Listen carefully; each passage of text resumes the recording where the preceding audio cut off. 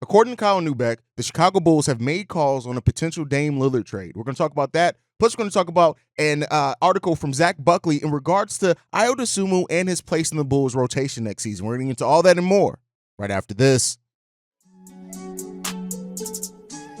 You are now tuned in to Chicago Bulls Central, your number one place for all Chicago Bulls news and content.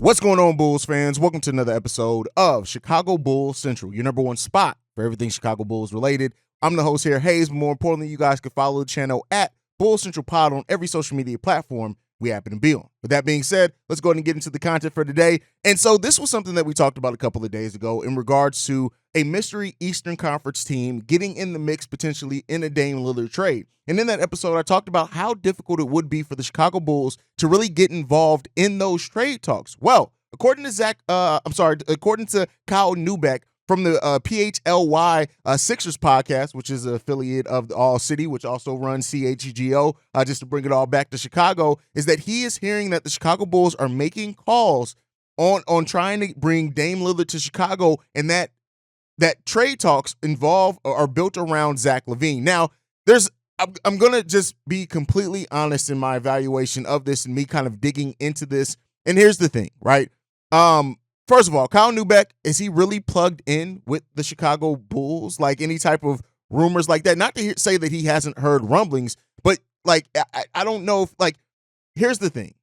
Would the Chicago Bulls look to move Zach LaVine for Dame Lillard? Now, that would be the team getting considerably older, but at that point, it kind of more streamlines that timeline because Vooch,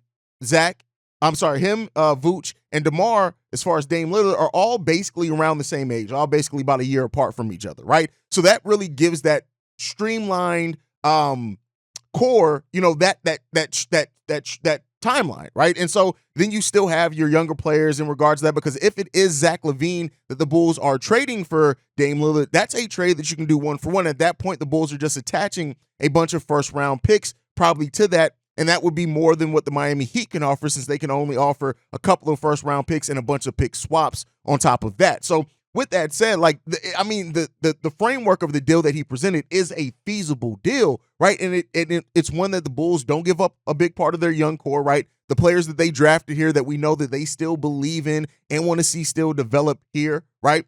And so, like, I don't know if I trust the validity of this report. I went back and I listened to the show. It seemed really speculative, in my opinion. But at the end of the day, like, I now see people running with this and reporting on it as, hey, the Bulls are making calls. And, that always kind of happens when you get a report like this, especially at this point in the offseason where it's really dead and everybody's going to kind of run with it. But here's what I'll say is, if the Bulls are trying to bring Dame Lillard to Chicago, and it's built around moving on from Zach LaVine, like I said, the benefits of that would be that you just have a more clear timeline, like, right? That gives you about 3-4 years that you can really look on the age of that group. And then at that point, you're really hoping that those young players step up. I don't know, man. I don't know. I'm in a weird place with this and looking at this article, because it's like, I understand where you're coming at with it, right? But when you look at also Dame and his contract situation that he has coming up, like, Dame's contract is no slouch at all, right? $45 million that he has this year, right? And $48 million a year after that. And then he already has a pending contract extension that's coming up where he's added 2 years to that deal. So Dame would be locked up to the 2026-27 season, whereas the last year of that deal, he's making $63 million. Now, I understand the talent of Dame and what that could bring, right, to the Chicago Bulls, but you're looking at having a player up until their 36-year-old season at that point, right? You got to ask yourself, like, does that dramatically up the ceiling of the Chicago Bulls? And so, here's what I'll say. The fit is a little bit better, right? You would think, especially with Dame's ability to really operate out on the perimeter. You just signed Javon Carter, so, he would then move to the bench, which he's done before, so that's not really any issue there. Theoretically, in this deal, you're also keeping Kobe White, who then would Kobe move into the starting two? Would you be starting a backcourt of Dame Lillard and Kobe White, right? Or would you kind of maybe Alex Caruso gets back in the mix to have some defense in there with that lineup, right? So here's the thing, right? as I've said before, the Bulls should be exploring every option. Now, just because if these talks even had happened, right, it doesn't mean that they're gonna go through. It doesn't mean that the Bulls heard a version of the deal that they like or they think is worth their value. But I will say this, like in a way, it feels good that the Bulls are doing their due diligence to see if they can bring a star in Dame Lillard to Chicago, right? And we'll end up seeing, right? We'll end up seeing what happens with it. I think that it's an interesting take. It's an interesting article. And, for an offseason that's been fairly quiet as far as big, high-level moves for the Chicago Bulls, this would put the Bulls potentially in really making a change to their core, a drastic change to their core, and a drastic change to their direction. And, I want to hear from you guys on this one. How do you really feel like a Dame Lillard potentially for Zach LaVine swap? Yes, you're giving up a bunch of first-round picks in that case, right? But a Zach and DeMar swap, a Zach and Dame Lillard swap, how do you feel like that? What does that do to the Bulls ceiling for you? I want to hear from you guys on that one. Like I said, to me, I know that it ups the Bulls ceiling, absolutely, but I don't know if it pushes us with the extra money, right? Are we then looked at as an Eastern Conference finalist? Like, do you guys look at it like that? Let me know what you guys think down below. I do think also like that type of move really puts an even more of a emphasis on the young players developing, because at that point you're sending out even more first round picks, right? So then you need Patrick Williams, Kobe White, Julian Phillips, right? Dalen Terry. You need those guys to hit, right? You need to make sure that they are going to hit. Ernest Benham, right? Who honestly, actually, I talked about possibly moving Alex Caruso to the starting lineup. The potential of Ernest Benham being in the starting lineup with Dame Lillard and DeMar DeRozan being in between those two players. I mean, hey, if AK's cooking, he's cooking. I guess we'll see what it ends up happening if it goes down, which I doubt. I still think ultimately Dame Lillard is going to be a Miami Heat, a member of that roster. He's going to pair with Bam and with Jimmy Butler, and we're going to see what that does and how that changes the dynamic of the Eastern Conference. But I'll tell you what, if the Bulls can slide in there and switch things up, or any other Eastern Conference team, while I still think if any team, I'm still putting my money on being that mystery team in the East, being the New York Knicks. But hey, if the Bulls get involved in those talks, I ain't going to be mad at it.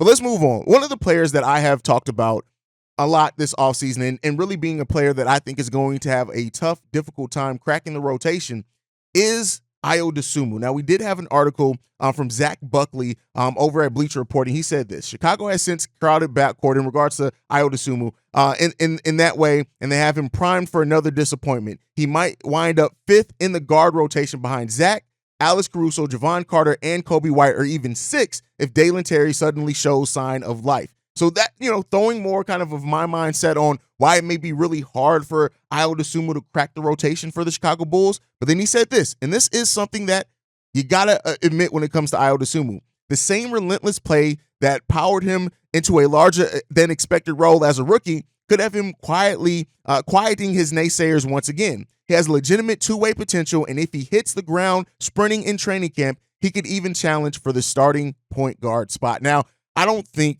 the Ayo Dosunmu at starting point guard experiment is done. I personally think that. I mean, if he does come in and show tons of development over the course of this offseason in training camp, I'm not saying that Billy Donovan won't consider it and look at it, but here's the fact of the matter is Ayo Dosunmu was a player that was picked late in that draft, right?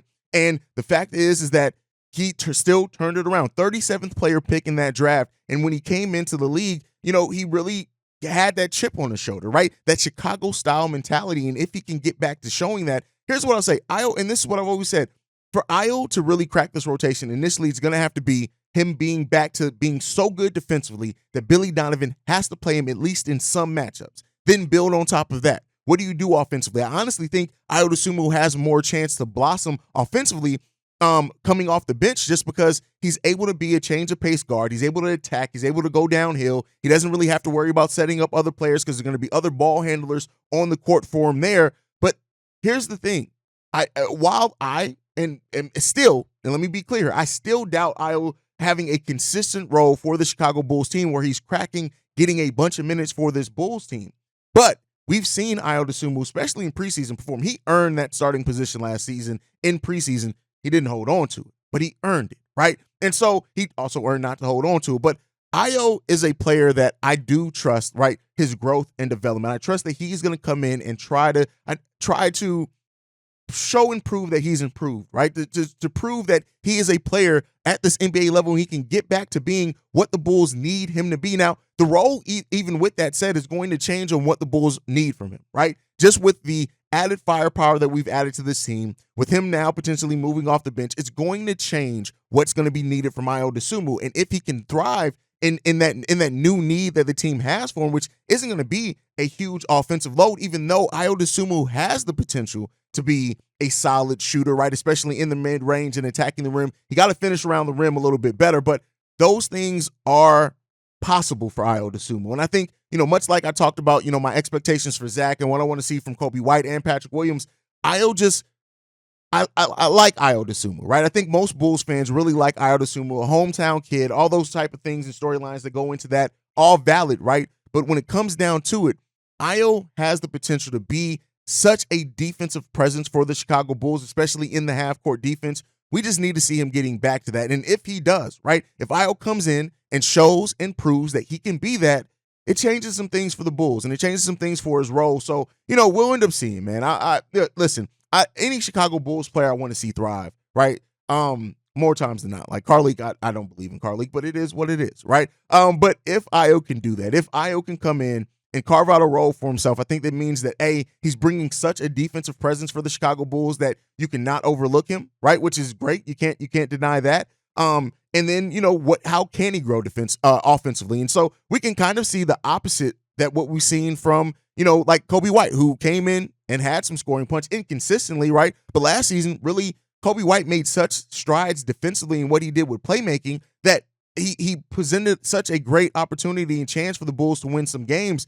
Ayo can do that now too, right? Have your defensive presence, and then if you are polishing off that offensive side of the ball for yourself, it gets you into a better place in this Bulls rotation. So let's ultimately see. I want to see Ayo thrive, as with every Chicago Bulls player and with this team this upcoming season. But like always, let me know what you guys think down below. That's my time for today. Make sure you guys are following the show at Bulls Central Pod on every social media platform. You can also send us any feedback, questions, comments, concerns, bullscentralpod@gmail.com. And then lastly, if you want to leave a text message and our voicemail for the mailbag, the number to do so, 773-270-2799. We are the #1 spot for everything Chicago Bulls related, thanks to you guys. And like I like to end every episode on, go Bulls. Love you guys. See red if you can, y'all. Peace. This has been a presentation of the Break Media.